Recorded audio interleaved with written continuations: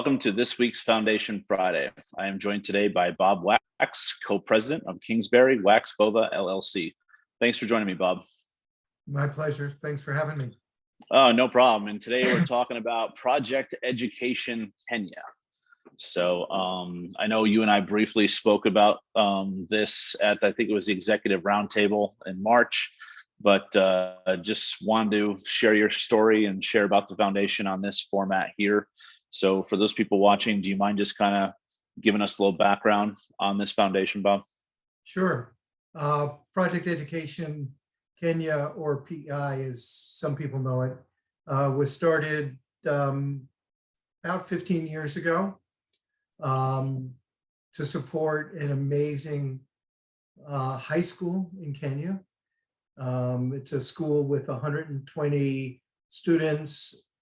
It's the only private free high school in rural Kenya. And so we started it with the idea that if you can educate a student who would not otherwise end up in high school, you could transform the student. And the philosophy we've always had is that children do not choose where they're born or who's they're born into. And by educating these students who wouldn't be in high school, you never know what the outcomes are going to be and which one of our students or any student might transform the world. So we are blessed to have, at this point, graduated 12 classes, over 350 students, of some of the most amazing, some of the hardest working, most fun, young and now not so young individuals in a place where there's no running water, no electricity, who compete at a national and international level. That's what the mission was, and that's what we've done every year and do year in and year out. Thank you for sharing that. How did you happen to get involved with PEI? Well, the story goes that 15, 17 years ago, I was on the board of a small, progressive, crazy little college called Goddard College in Vermont. I was chairman of the board. A friend of mine started the college, what's called Clay International Secondary School. And in 2007 said, hey, why don't you come look at the school? Maybe you and the college can do some work on the campus of the university, the school, high school. I'd never been to Kenya. I'd never been to Africa. In fact, I was like, Africa? Meh. And we dropped down in Nairobi and it was like, oh my God, what have I done to myself? 14 hours later, we ended up in this village in the middle of nowhere. By the way, today it takes 3.5 hours because there's tarmac to there. And we got on a bus and drove these amazing kids who'd never been out of the village. We all think about Africa as a place where there are elephants and lions. These kids had never seen any of these animals because all the animals had been either eaten or killed, a generation or two generations. Yeah, all the wild animals in Kenya basically are in a couple of locations. And so we spent a week with the most amazing kids who just changed our lives. And next thing I knew, I was on the board, and next thing I'm running the high school. That's the simple way of describing how 15 years later, I run a board with 15 people and we raise money to transform kids' lives. And I guess I would have never known that there was. That's, I guess, part of my ignorance. I was assuming that wildlife was running all over, but no, there's the wildlife are in like basically 3 locations, and that's about it. But no, there's nothing there. Where we are is in a high plateau where the people only moved to about 50 years ago, and there was just nothing there because they'd taken all the trees down. They'd eaten all the animals. They chased everything away. It used to be the elephants used to actually traipse through this area, but no longer. So So 350 kids over 12 years. That's pretty impressive. And how many of the 350? I guess how many times have you been back there since? Is it an annual? I go there, well, except for COVID, I go there 3 times a year for about Okay. yeah, about a month, about a week or two. And I'm lucky I have my own little condo. It's not a condo, but a little little shack with running water and solar hot water, and we have a little flush toilet too, but the kids don't. They have something called drop toilets, which we don't have to go into here. But we, at this point, it was the area. The other thing that's really unique about the school is that it's a cooperative with the parents. The whole concept was, we'll build a school if the parents are involved. So the parents have to work 8 to 12 hours a term on campus. Originally, they built every building, made every brick, cleared the campus. Now they work on what's called the Shamba, which is a farm. But the parents are equally, it's a partnership between the parents and the donors, basically. But today it's a boarding school. Originally it wasn't a boarding school, but what we realized that the stress on the community was too much. The ability for kids to get to class was really hard. And that we thought we'd transform these lives by giving students 4 years of a safe place to learn. And today we've got 25 buildings. We feed them, we clothe them, and we have the only completely solar powered computer lab in all, off the grid solar lab basically in all of Kenya, as far as we can figure out. Wow. So it's pretty amazing. No, that's great, because one of the next questions I was going to ask is, when people make a donation, like, where did those donated dollars go? So what's pretty amazing, most foundations or entities, you have an executive director, you have a development company, and develop 100% of or 99% of everything goes directly to the school. So the school, what's amazing about Kenya is it's a really inexpensive place to run a school. So 120 kids, our budget is $150,000 a year. So about $1,200 a year to educate, feed, clothe. We have 12 teachers.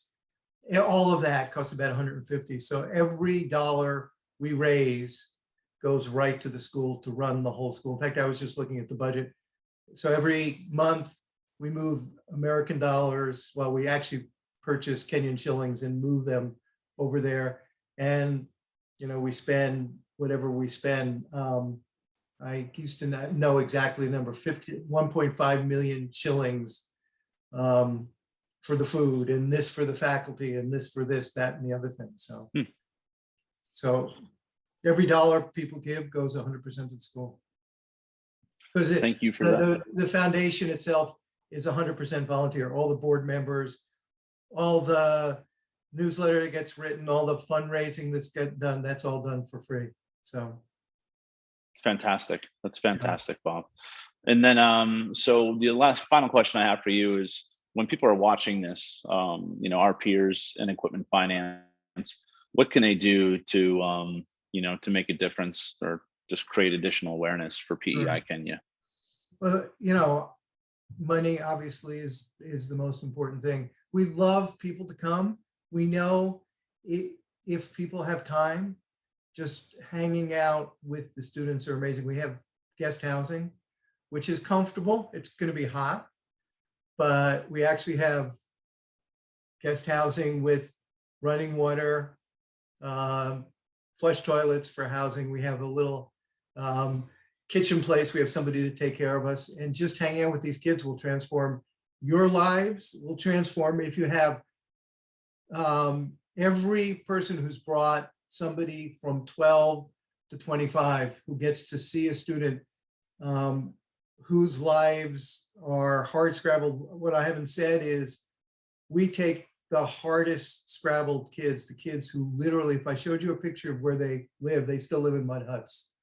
but they're brilliant kids. And when you see how hard a student works when they have nothing, the only way out of poverty is through education. And by the way, I should tell you that our freshmen, so it's the same as an American system, take 12 courses as a freshman. They take biology, chemistry, physics, English, Swahili, agriculture, it's a Christian, we're non-religious, but CRE, they don't have to take that. I forgot computer science and business. I think I've left thing out. That's their freshman course load. They take more courses than if anybody who's listening may take either in high school or college, and they take that for 4 years.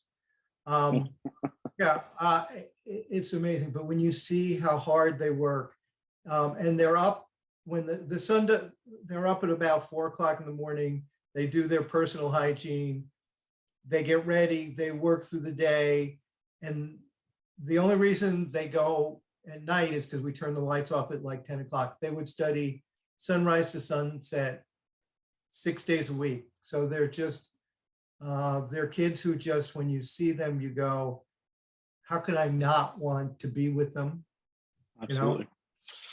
So do you have any like stats in regards to those like 300 plus, like, do they go to university afterwards? Like, so tradition, here's what the education system in Kenya is kind of interesting. Everybody, when they, instead of taking SATs, they take national exams.